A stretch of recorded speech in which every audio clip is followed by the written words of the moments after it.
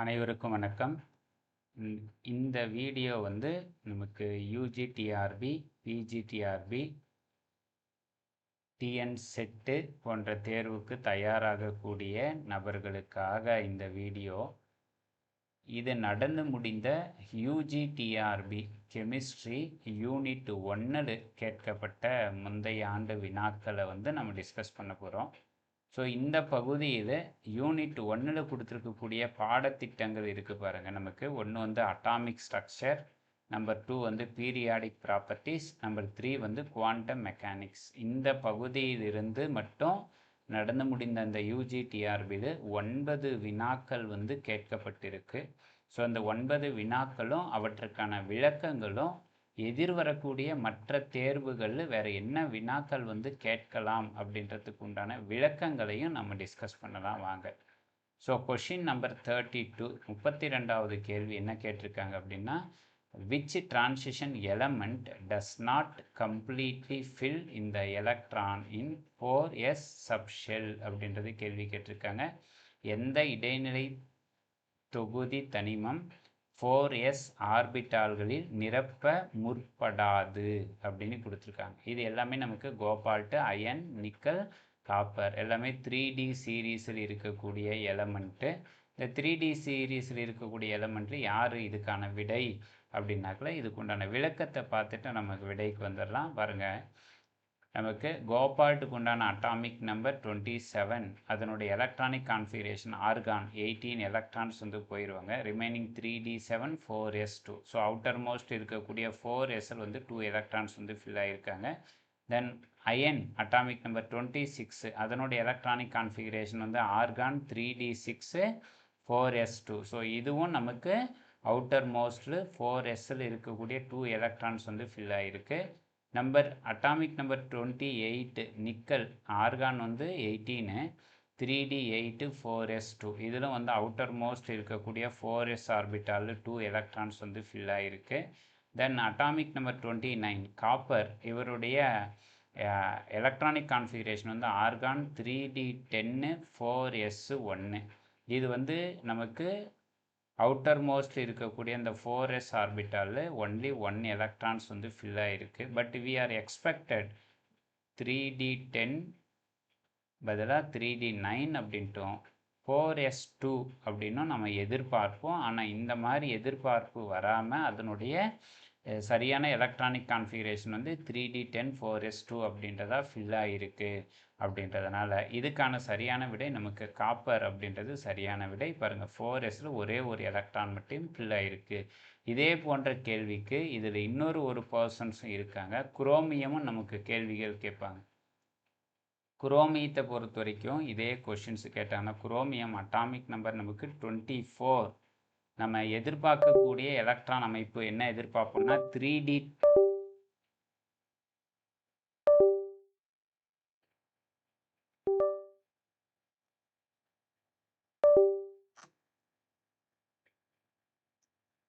So குரோமியத்துக்கான electron அமைப்பு நம்ம expect பண்ணுறது என்ன எதிர்பார்க்குறோம் அப்படின்னாக்கல, குரோமியத்தில் வந்து 3d4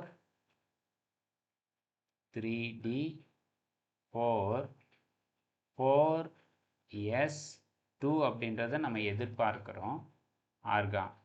பட் ஆனால் ஒரிஜினல் கான்ஃபிகரேஷன் வந்து பார்த்தீங்கன்னாக்கல அதே போல் ஆர்கான் 3d5 4s1 அப்படின்றது நமக்கு ஒரிஜினல் எலக்ட்ரானிக் கான்ஃபிகரேஷன். ஸோ இதே கேள்விக்கு இந்த கொஷின்ஸையும் நமக்கு ஃப்ரேம் பண்ணுறதுக்கு வாய்ப்பு இருக்கும். அதனால் கொடுக்கப்பட்ட கேள்விக்கான சரியான விடை நமக்கு ஆப்ஷன் டி காப்பர் அப்படின்றதை எடுத்துக்கிறோம். ரீசன் சொல்லியாச்சு. நமக்கு காப்பருடைய ஒரிஜினல் எலக்ட்ரானிக் கான்ஃபிகரேஷன் வந்து ஆர்கான், நமக்கு 3d10 4s1. அவுட்டர் மோஸ்ட் ஷெல்லில் 2 எலக்ட்ரான்ஸ் ஃபில் ஆகாமல் 1 எலக்ட்ரான் மட்டும் ஃபில் ஆகிருக்கு.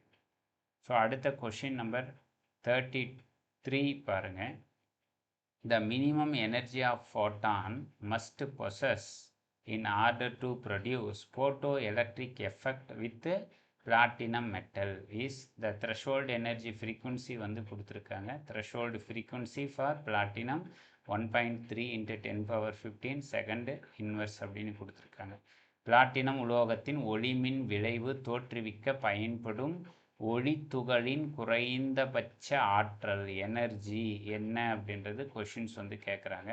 நமக்கு ஜென்ரலாக ஃபார்முலா தெரியும். எனர்ஜிக்கான ஃபார்முலா என்ன சொல்லுவோம்? E = h நியூ அப்படின்னு சொல்கிறோம்.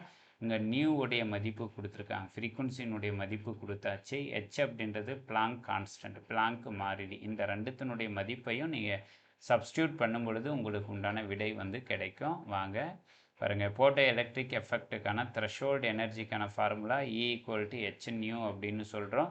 இதில் h அப்படின்றது பிளாங்க் கான்ஸ்டன்ட்டு, அதுக்கான வேல்யூ வந்து 6.626 × 10⁻⁻27 எர்கு செகண்ட் அப்படின்றது மதிப்பு. ஃப்ரீக்குவன்சி அதிர்வெண்ணுக்கான மதிப்பு எவ்வளோ கொடுத்துருக்காங்கன்னா 1.3 × 10⁻15 செகண்ட் இன்வெர்ஸ் அப்படின்னு கொடுத்துருக்காங்க. இதை வந்து நம்ம ரெண்டுத்தையும் சப்ஸ்டியூட் பண்ணும்பொழுது பிளாங்க் கான்ஸ்டன்ட்டு ஃப்ரீக்குவன்சி ரெண்டுத்தையும் சப்ஸ்டியூட் பண்ணும் பொழுது நமக்கு எனர்ஜிக்கான மதிப்பு என்ன கிடைக்கிறாங்கன்னா 8.61 × 10⁻⁻12 எர்கு அப்படின்றது நமக்கான ஆன்சர். ஸோ இதுக்கான சரியான விடை நமக்கு கொடுக்கப்பட்டதில் 33க்கு எங்கே இருக்குது பாருங்கள், 8.6 × 10⁻12 எர்கு அப்படின்றது ஆப்ஷன் ஏவாக இருக்காங்க. ஓகே, அடுத்த கேள்விக்கு போகலாம். கொஸ்டின் நம்பர் 34 என்ன கேட்டிருக்காங்க பாருங்கள். த அன்சர்டினிட்டி இன் பொசிஷன், நமக்கு பொசிஷனுக்கு என்ன சொல்லுவோம் அப்படின்னு கேட்டால் எக்ஸ் அப்படின்னு சொல்கிறோம். தென் வெலாசிட்டி அப்படின்றது கொடுத்துருக்காங்க, v1 மதிப்பு கொடுத்துருக்காங்க. ஆஃப் த பார்ட்டிக்கல் பொசிஷனுக்கு எவ்வளோ கொடுத்துருக்குறாங்க அப்படின்னா 10⁻−10 மீட்டர். வெலாசிட்டிக்கு எவ்வளோ கொடுத்துருக்காங்கன்னா 5.27 × 10⁻24 மீட்டர் செகண்ட் இன்வெர்ஸ் அப்படின்றது கொடுத்துருக்காங்க. Calculate the mass of the particle, இதில் வந்து நிறைய வந்து கண்டுபிடிங்க அப்படின்னு கொடுத்துருக்காங்க. பிளாங்க் கான்ஸ்டன்ட்டுடைய மதிப்பு அவங்களே கொடுத்து வச்சுருக்காங்க பாருங்கள். இடம் மற்றும் திசை வேகத்தில் நிலையற்ற தன்மை அளவு முறையே இடத்துக்கான வேல்யூ வந்து 10⁻10 மீட்டர், திசை வேகத்துக்கான மதிப்பு வந்து 5.27 பெருக்கல் 10⁻24 மீட்டர் வினாடி கொண்டுள்ள துகளின் வந்து நிறை என்ன அப்படின்றத கண்டுபிடிங்க அப்படின்னு கேள்வி கேட்டிருக்காங்க. இந்த ஃபார்முலா நமக்கு எங்கேருந்து கண்டுபிடிக்கிறோம் அப்படின்னு கேட்டால் அன்சர்டினிட்டி பிரின்சிபிள்லேருந்து நம்ம கொண்டு வரோம் பாருங்கள். ஹைசன்பர்க் அன்சர்டினிட்டி பிரின்சிபிளுக்கான ஃபார்முலா என்ன எழுதுவோம்? ΔX ΔP = h/4π அப்படின்னு எழுதுவோம். இந்த இடத்துல P ΔP அப்படின்றது மொமெண்டம். இந்த மொமெண்டம் அப்படின்றது பாருங்கள் mass into change in velocity, நிறையும் நமக்கு திசை வேகத்தினுடைய மாற்றமும் அதை மல்டிபிள் பண்ணும் பொழுது நமக்கு என்ன கிடைக்கும்? பொசிஷன் மொமெண்டம் அப்படின்றது கிடைக்கும், இந்த மாற்றம் அப்படின்றது கிடைக்கும். அந்த மதிப்பை கொண்டு வந்து இங்கே சப்ஸ்டியூட் பண்ணுங்க. ΔPக்கு பதிலாக m∆v அப்படின்றத சப்ஸ்டியூட் பண்ணுவோம். சப்ஸ்டியூட் பண்ணும்பொழுது நமக்கு யாரை கண்டுபிடிக்கணும்னா எம் மாசு தான் கண்டுபிடிக்கணும். அப்படின்னா m = h/4π, நமக்கு என்ன கொடுத்துருக்காங்க? ΔX ΔV. இதனுடைய மதிப்பு h பிளாங்க் மாறிலியினுடைய மதிப்பு அவங்களே கொடுத்துருக்காங்க 6.625 பெருக்கல் 10⁻−34. 4 மதிப்பு நமக்கு தெரியும், 5 மதிப்பும் தெரியும். ΔX மதிப்பு எவ்வளோ கொடுத்துருக்காங்கன்னா 10⁻−10. ΔV மதிப்பு எவ்வளோ கொடுத்துருக்காங்க 5.27 × 10⁻24. இது எல்லாத்தையும் அப்ளை பண்ணும்பொழுது உங்களுக்கு மாஸ் வந்து எவ்வளோ கிடைக்கிறாங்க அப்படின்னு பார்த்தீங்கன்னா 0.10 kgன்றது கிடைக்கிது. இந்த கேஜியினுடைய மதிப்பை சேஞ்ச் இன்ட்டு கிராமுக்கு மாற்றும் பொழுது நமக்கு மாஸ் நிறை அப்படின்றது 100 கிராம் அப்படின்றது சரியான விடை. ஸோ கொடுக்கப்பட்ட வினாவுக்கான சரியான விடை நமக்கு ஆப்ஷன் ஏவே இருக்குது பாருங்கள். எத்தனை கிராம் நிறை அப்படின்னு கேட்டால் ஆப்ஷன் ஏ 100 கிராம் அப்படின்றது சரியானது. அடுத்த கேள்விக்கு போகலாம். இந்த atomic radii of alkali metals அப்படின்றது கேள்வி கேட்டிருக்காங்க. ஒரு கார தனிமங்களின் அணு ஆரம் அப்படின்றது கொடுத்துருக்காங்க. பீரியாடிக் டேபிள் இந்த அல்கலி மெட்டல்ன்றது ஃபஸ்ட்டு குரூப் எலமெண்ட்ஸ், முதல் தொகுதி தனிமங்கள். இந்த முதல் தொகுதி தனிமங்களில் ஃபஸ்ட்டு யார் இருப்பாங்க? லித்தியம். தென் யார் இருக்காங்கன்னா சோடியம், அதுக்கடுத்து பொட்டாசியம், அவருக்கு அடுத்தது ருபீடியம், அவருக்கு அடுத்தது சீசியம் அப்படின்றது இருக்காங்க. இங்கே டவுன் தி குரூப், இந்த குரூப்பில் வந்து மேலிருந்து கீழ் நோக்கி வரும்பொழுது உங்களுக்கு அட்டாமிக் ரேடியஸ் வந்து இன்க்ரீஸ் ஆகும். ஸோ ஆப்ஷன் ஏ பாருங்கள், increase from lithium to caesium அப்படின்றது சரியான விடை. இந்த கேள்விக்கு பாருங்கள், அல்கலி மெட்டல்ஸில் atomic radius increase down the group because new electron shells are added from lithium to caesium. லித்தியத்திலிருந்து சீசியம் போகும் பொழுது பாருங்க, லித்தியம் இருக்கும் பொழுது ஒரே ஆர்பிட் இருக்கும். சோடியம் போகும் பொழுது நமக்கு 2 ஆர்பிட்டாக மாற ஆரம்பிப்பாங்க. சோடியத்துக்கு வந்து 3 ஆர்பிட் வந்துடுவாங்க. தென் அதே போல் பொட்டாசியம் போகும்பொழுது அந்த ஆர்பிட்டுடைய சைஸு 4ஆக மாற ஆரம்பிக்கும். ருபீடியம் போகும்பொழுது 5, சீசியம் போகும்பொழுது 6, ஃப்ரான்சியம் போகும்பொழுது 7 அப்படின்றது நமக்கு நியூ ஆர்பிட்டுடைய வேல்யூ வந்து இன்க்ரீஸ் ஆகிட்டு போயிட்டே இருக்கிறதுனால அதனுடைய ரேடியஸ் வந்து அதிகரிக்கிறாங்க. Atomic radii increases from lithium to caesium அப்படின்றது சரிதான். அடுத்த கேள்விக்கு போகலாம். Question number 44. கொஸ்டின் என்ன கேட்டிருக்காங்க பாருங்கள். ஷார்டிஞ்சர் ஈக்குவேஷன் ஃபார் டைம் டிபெண்ட். இது முக்கியமானது. ஷார்டிஞ்சர் ஈக்குவேஷன்ஸ் வந்து 2 இருக்குங்க. ஒன்று வந்து டைம் டிபெண்ட்டு, அகைன் ஒன்று வந்து டைம் இண்டிபெண்ட் அப்படின்றது கேள்வி கொடுக்குறாங்க. நேரத்தினை பொறுத்து அமையாத அப்படின்றது இருக்குது. நேரத்தினை பொறுத்து மாற்றத்துக்குள்ளாகும் ஷார்டிஞ்சரின் சமன்பாடு எது அப்படின்னு கேட்டிருக்காங்க. ஸோ இதை பொறுத்த வரைக்கும் ஷார்டிஞ்சர் சமன்பாடு வந்து எது சரியானது அப்படின்னாக்கலாம் ஆப்ஷன் வந்து நமக்கு டி வந்து சரியானது. எப்பவுமே ஷார்டிஞ்சர் ஈக்குவேஷன் என்ன எழுதுவோம் அப்படின்னு கேட்டால் H∪ψ ஈக்குவல் டு நமக்கு E∅. இதுதான் ஷார்டிஞ்சர் ஈக்குவேஷன். இந்த எனர்ஜி சைனுடைய மதிப்புக்கு பதிலாக என்ன அப்ளை பண்ணுவோம்னாக்கா பாருங்கள், IH கிராஸ் அப்படின்றது போடணும். IH cross ∂ψ divided by ∂t அப்படின்ற இருக்கணும். பட் இங்கே கொடுக்கப்பட்டு இருக்கக்கூடிய ஆப்ஷன்ஸில் H கிராஸ் அப்படின்றது கொடுக்கலை. பட் இருந்தாலும் அதுக்கான சூட்டபுளான ஈக்குவேஷன்ஸ் எது சூட்டபுள், மோர் சூட்டபுள் அப்படின்னு பார்த்தீங்கன்னா ஆப்ஷன் டி வந்து மோர் சூட்டபுள். அதனால் விடை வந்து நம்ம டின்றதை எடுத்துக்கலாம். இதுக்கான விளக்கங்கள் பார்த்தீங்கன்னாக்க பாருங்கள், H∪ψ equal to IH ∂ψ divided by ∂t. இதில் நமக்கு இந்த H கிராஸ் அப்படின்றதுக்கான மதிப்பு, இந்த H கிராஸ் இங்கே H கிராஸ் போடணும். அதுக்கு பதிலாக என்ன எழுதலாம், H/25 அப்படின்றது எழுதலாம். இதில் வந்து இந்த H∪ அப்படின்றது யார் அப்படின்னு கேட்டிங்கன்னா ஹாமில்டோனியன் ஆப்ரேட்டர். இது நிறைய முறை கொஷின்ஸ் நமக்கு டச் பண்ணுறாங்க. இந்த ஹாமில்டோனியன் ஆப்ரேட்டர்ன்றது யாரும் சேர்ந்தது அப்படின்னு கேட்டால் பாருங்கள், it is represented by total energy. நமக்கு மொத்த ஆற்றலை வந்து குறிக்கக்கூடியது. யாருடைய மொத்த ஆற்றல்னா ஒரு அமைப்பினுடைய மொத்த ஆற்றல். அப்படின்னா மொத்த ஆற்றல் அப்படின்றது யார் அப்படின்னு கேட்டால் kinetic energy plus potential energy. Kinetic எனர்ஜிக்கு ஃபார்முலா நமக்கு எல்லாருக்குமே தெரிஞ்சிருக்கு. என்ன எழுதுவோம், ½ mv². இது கைனட்டிக் எனர்ஜி. பொட்டன்ஷியல் எனர்ஜின்றது என்ன எழுதுவோம்னு கேட்டால் mgh அப்படின்றது எழுதுவோம். இந்த ரெண்டுத்தையும் ஆட் பண்ணும்பொழுது ரெப்ரசன்ட் பை டோட்டல் எனர்ஜின்னு சொல்கிறோம். இந்த இடத்துல சை அப்படின்றது வந்து நமக்கு வேவ் ஃபங்க்ஷன். இந்த வேவ் ஃபங்க்ஷன் அப்படின்றது எதை டிபெண்ட் பண்ணி இருக்குது அப்படின்றது ஒரு கேள்வி கேட்பாங்க. இது கண்டெய்ன்ஸ் பாருங்கள், ஃபிசிக்கல் இன்ஃபர்மேஷன். ஒரு அமைப்பினுடைய இயற்பியல் தகவல்களை வந்து பொறுத்து அமைவது வந்து சை வேவ் ஃபங்க்ஷன் அப்படின்னு சொல்கிறோம். பாருங்கள், IH ∂ψ டிவைடட் பை ∂t அப்படின்றது பை டைம் டெவலப்மெண்ட் ஆப்ரேட்டர். இந்த இடத்துல பாருங்கள் ∂t, இந்த ∂tன்றது டைமை டிபெண்ட் பண்ணி இருக்குது அப்படின்றது. இது இல்லாமல் இங்கே நம்ம இப்போ கேட்ட கேள்வி இங்கே கொடுத்துருக்காங்க பாருங்கள், டைம் டிபெண்ட் ஷார்டிஞ்சர் வேவ் ஈக்குவேஷன்னா IH cross ∂ψ divided by ∂t equal to H∪ψ அப்படின்றது வரணும். அல்லது இதே கேள்வி டைம் இண்டிபெண்ட், நேரத்தை பொறுத்து அமையாத அப்படின்றது கேள்வி வந்தாங்கன்னாக்கள் நம்ம முன்னாடியே சொன்னது H∪ψ is equal to E∅. இந்த ஈக்குவேஷன்ஸை வந்து எழுதிக்கலாம். ஸோ அடுத்த கேள்விக்கு நம்ம போகலாம். கொஷின் நம்பர் 46 என்ன கேட்டிருக்காங்க பாருங்கள். Mass of hydrogen molecule is 3.4 × 10⁻⁻27 kg. The molecule moves at speed of 1700 m/s. What is its de Broglie wavelength? லாம்டாவுடைய மதிப்பு என்ன அப்படின்றது கேள்வி கேட்டிருக்காங்க. ஹைட்ரஜன் மூலக்கூறினுடைய நிறை வந்து கொடுக்கப்பட்டிருக்கு. அதனுடைய வேகம் வந்து 1700 m/வினாடி என்ற வேகத்தில் வந்து செயல்படுகிறது. அதன் de Broglie அலை நீளம் என்ன அப்படின்றது கேள்வி கேட்டிருக்காங்க. நமக்கு தெரிஞ்சிருக்கும் de Broglie ஈக்குவேஷன்ஸ் அப்படின்றது என்ன எழுதுவோம் அப்படின்னு கேட்டாக்கல. de Broglie ஈக்குவேஷன்ஸ் அப்படின்றது பாருங்கள், ஈக்குவல் டு h நியூ அப்படின்னு எழுதுவோம். இந்த இடத்துல நியூவுக்கு பதிலாக ஈக்குவல் டு என்ன எழுதுவோம்னாக்கல hc/λ அப்படின்னு எழுதுவோம். இப்போ நமக்கு யார் வேணும்னா லாம்டா தான் வேணும். அது அப்படியே ரீஅரேஞ்ச் பண்ணிங்கன்னா lambda is equal to hc/λ E அப்படின்னு வரும். நமக்கு ஐன்ஸ்டீனுடைய மாஸ் எனர்ஜி ரிலேஷன்ஷிப்பில் என்ன எழுதுவோம்? E ஈக்குவல் டு mc² அல்லது mv² அப்படின்னு எழுதுவோம். அல்லது c² இந்த இடத்துல சப்ஸ்டியூட் பண்ணிங்கன்னாக்கல இங்கே lambda is equal to hc divided by mc² அப்படின்னு இதில் c²ம் சியும் வந்து என்ன ஆயிரும்? கேன்சல் ஆயிரும். அப்படின்னா உங்களுக்கு lambda is equal to h by mc அப்படின்னு கிடைக்கும். இது cன்றது வெலாசிட்டி ஆஃப் லைட்டு.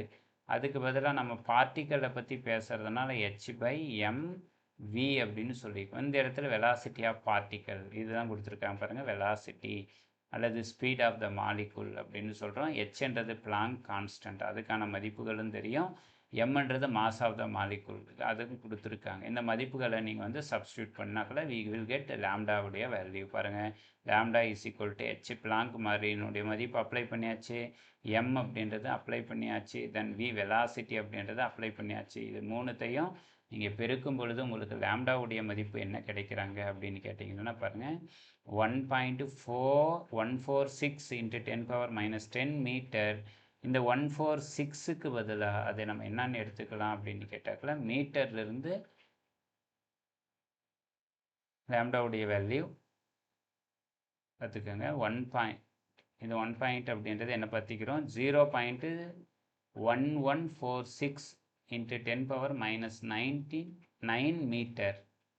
அல்லது இந்த 46 இங்கே இருக்கிறத கூடியது, இந்த 6 வந்து என்ன மாற்றிக்கிறோம் அப்படின்னு கேட்டால் you can change like that 0.115 × 10⁻⁹9 metre அப்படின்றத நீங்கள் எழுதிக்கலாம். இந்த ஆப்ஷன்ஸை தான் நமக்கு கொடுத்துருக்குறாங்க. இந்த ஆப்ஷன்ஸ் எங்கே இருக்குது அப்படின்னு பார்த்தீங்கன்னாக்கல நமக்கு 46வது கேள்விக்கு நமக்கு ஆப்ஷன் ஏவே கொடுத்துருக்காங்க பாருங்கள். 0.115 × 10⁻⁹9 மீட்டர் அப்படின்றது சரியான விடை. ஸோ இதில் இந்த டெசிமலுக்கு பிறகு சேஞ்ச் பண்ணியிருக்கக்கூடிய அந்த சேஞ்சஸ் எல்லாம் கொஞ்சம் கேர்ஃபுல்லாக பார்த்து நீங்கள் அப்ளை பண்ண வேண்டியது தான். இந்த சமன்பாடுக்கு பேர் தான் நம்ம டி பிராக்லி சமன்பாடு அப்படின்னு சொல்கிறோம். இந்த இடத்துல வி சப்ஸ்டியூட் பண்ணாலும் சரி, otherwise you can apply C, velocity C apply பண்ணாலும் சரி தான். நெக்ஸ்ட்டு கேள்விக்கு போகலாம். நெக்ஸ்ட்டு கொஷின் என்ன கொடுத்துருக்காங்க பாருங்கள், 47.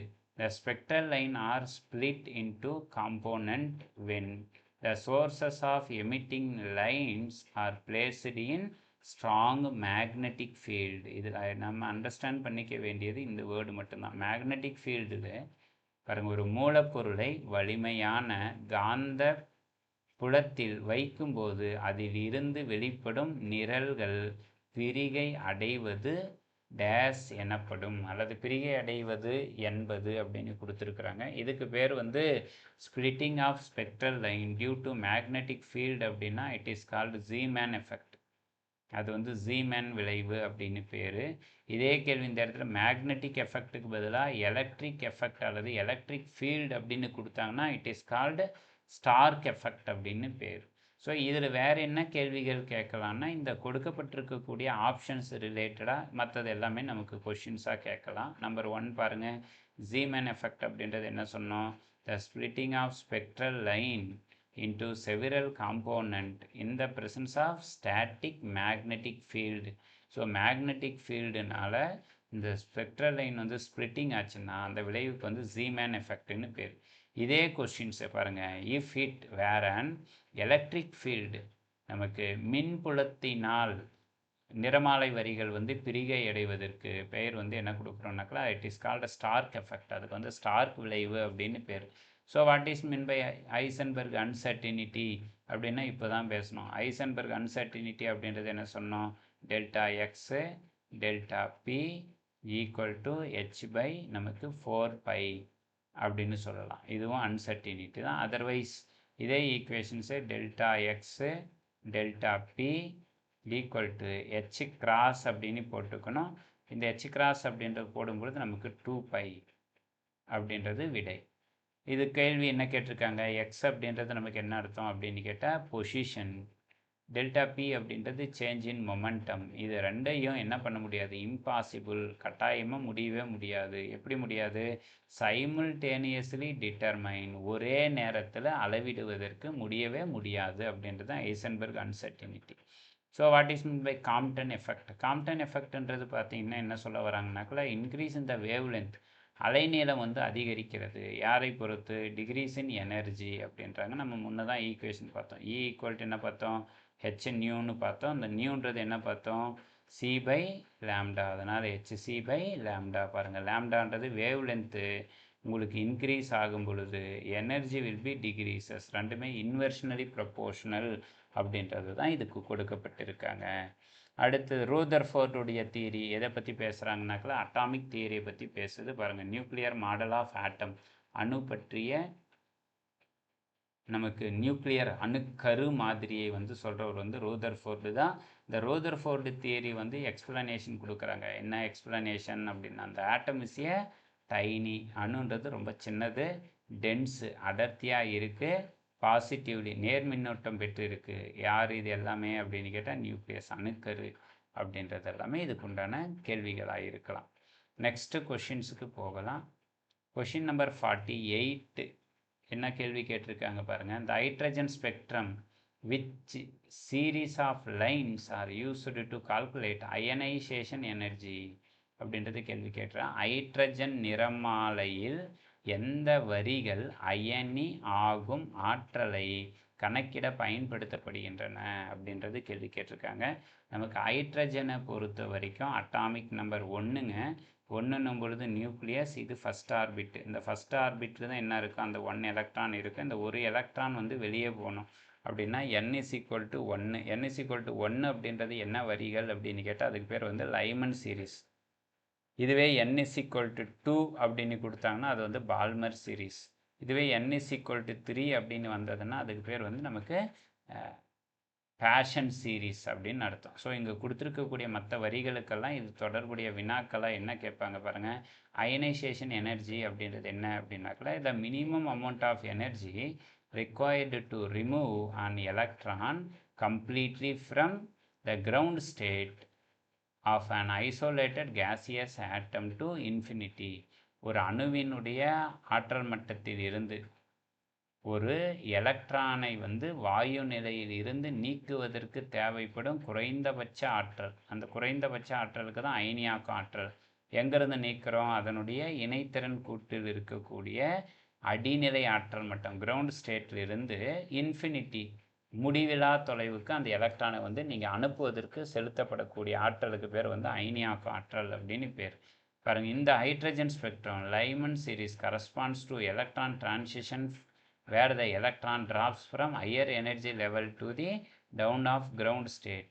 எலக்ட்ரான் வந்து இன்ஃபினிட்டி லெவல் இருந்து எங்கே வந்து விழுந்துட்டுருக்கு அப்படின்னு கேட்டால் n is equal to 1 வந்து எலக்ட்ரான் வந்து ஃபால் ஆகுறாங்க அப்படின்னா இந்த 1 அப்படின்றது தான் it is called ionisation energy அப்படின்ற பேரை வந்து கொடுக்குறோம். பாருங்கள், இதிலிருந்து வேறு என்ன கொஷின்ஸ் கேட்கலாம் அப்படின்னா இந்த லைமன் சீரீஸு பால்மர் சீரீஸு எத்தனாவது வரிசைகள்னு கேட்கலாம். பாருங்கள், லைமன் வரிசைன்றது n is equal to 1, Balmer சீரீஸ்ன்றது n is equal to 2 ஞாபகம். n1 கிரவுண்ட் ஸ்டேட் எனர்ஜி லெவல்ன்றது 2. பேஷன் சீரீஸ் அப்படின்றது n is equal to ground state energy லெவல்ன்றது 3. பிராக்கெட் சீரீஸ் அப்படின்றது n is equal to 4. Pfund series அப்படின்றது n is equal to 5. Humphrey சீரீஸ்ன்றது n1 is equal to 6. இதிலெல்லாம் கேள்வி கேட்கலாம். இது இல்லாமல் வேறு என்ன ஆல்டர்னேட்டிவாக கொஷின்ஸ் கேட்கலான்னா இந்த லைன்ஸ் வந்து எந்த ரேஞ்சில் நமக்கு லைட்டுக் ரேஞ்சில் வந்து விசிபிள் ஆகுறாங்க அப்படின்றது கேட்பாங்க. ஸோ நமக்கு லைமன் சீரீஸ்ன்றது பாருங்கள் அல்ட்ரா வயலட் ரீஜன், யூவி ரீஜனில் வந்து வி கேன் see, நம்மளால் காண முடியும். பால்மர் சீரீஸ் அப்படின்றது பாருங்கள் விசிபிள் லைட் அல்லது விசிபிள் ரீஜனில் வந்து நமக்கு தெரிய ஆரம்பிப்பாங்க. ரிமைனிங் இருக்கக்கூடிய பேஷன், பிராக்கெட்டு, ஃபண்டு, ஹம்பரி இவங்க எல்லாருமே ஐஆர், இந்த 4 பேருமே ஐஆர் ரீஜன். இப்போ அப்படின்னா நமக்கு 3 வகையான லைன்ஸு 3 வகையான ரீஜன் வந்து கிடைக்கிறாங்க. யூவி இது கிடைக்கிது, விசிபிள் வந்து கிடைக்கிறாங்க, அது மட்டும் இல்லாமல் ஐஆர் வந்து கிடைக்கிறாங்க. இப்போ ஐஆர் யாருன்றது கேள்வி கேட்க மாட்டாங்க. பட் யூவி ரீஜனில் என்ன லைன் வந்து விழுறாங்க அப்படின்னு கேட்பாங்க, லைமன். விசிபிள் யார் விழுறாங்க அப்படின்னு கேட்டால் நமக்கு பால்மர். இந்த 2 பேரை ரிமெம்பர் பண்ணிக்க. ஸோ இந்த தேர்வில் கேட்கப்பட்ட மற்றொரு வினா கொஷின் நம்பர் 49. இந்த முல்லிகன் ஸ்கேல் இஸ் ரிலேட்டட் டு அப்படின்றது கேள்வி கேட்டிருக்காங்க. முள்ளிக்கண் அளவீடு கீழ்கண்டவற்றுடன் தொடர்புடையது அப்படின்னு கேட்டிருக்காங்க. இதுக்கான சரியான விடை வந்து நமக்கு ஆப்ஷன் வந்து டிங்க. முள்ளிக்கண் ஸ்கேல் அப்படின்றது related between ionisation potential and electron affinity அப்படின்றது சரியான விடை.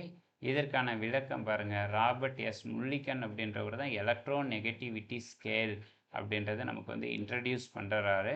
இந்த எலக்ட்ரோ நெகட்டிவிட்டி ஸ்கேலுக்கான சிம்பிள் என்ன சொல்கிறோன்னா கைஎம் அப்படின்றது சொல்கிறோம். எலக்ட்ரோ நெகட்டிவிட்டிக்கான சிம்பிள் வந்து chi M. So what is the mean by chi M அப்படின்றது பார்த்தீங்கன்னா பாருங்கள், ionization potential IP plus EA, இன்றது எலக்ட்ரான் அஃபினிட்டி டிவைடட் பை 2 அப்படின்னு சொல்கிறோம். இந்த ரெண்டுத்தையும் ஆட் பண்ணி டிவைடட் பை 2 போட்டிங்கன்னா you will get electronegativity of the element வந்து கண்டுபிடிக்கலாம். ஸோ நமக்கு ஐபி அப்படின்றது ionisation potential. So measure how strongly an atom hold into its own electron. நமக்கு அயனியாக்க ஆற்றலை கொண்டு ஒரு தனிமத்தினுடைய எலக்ட்ரான் அந்த அணுவுடன் எவ்வாறு வந்து வலிமையாக பிணைக்கப்பட்டிருக்கு அப்படின்றத வச்சு நம்ம தீர்மானிக்கலாம். இப்போ அயனைசேஷன் எனர்ஜி லோன்னா it will be loosely bounded. In case ionization energy வந்து ஹைன்னா it will be strongly bounded. அதே போல் எலக்ட்ரான் அஃபினிட்டி அப்படின்றது measure how strongly an electron attract additional electron. ஒரு எலக்ட்ரான் மற்றொரு எலக்ட்ரான்களுடன் எவ்வளவு வலிமையான கவர்ச்சி விசையினால் பிணைக்கப்பட்டிருக்கு அப்படின்றதை வந்து அறிந்து கொள்ள வந்து எலக்ட்ரான் அஃபினிட்டின்றது உதவுகிறது. இதை ரெண்டுத்தையும் சேர்ந்தது தான் நமக்கு யார் அப்படின்னு கேட்டால் பாலிங் ஸ்கேல் அப்படின்றது.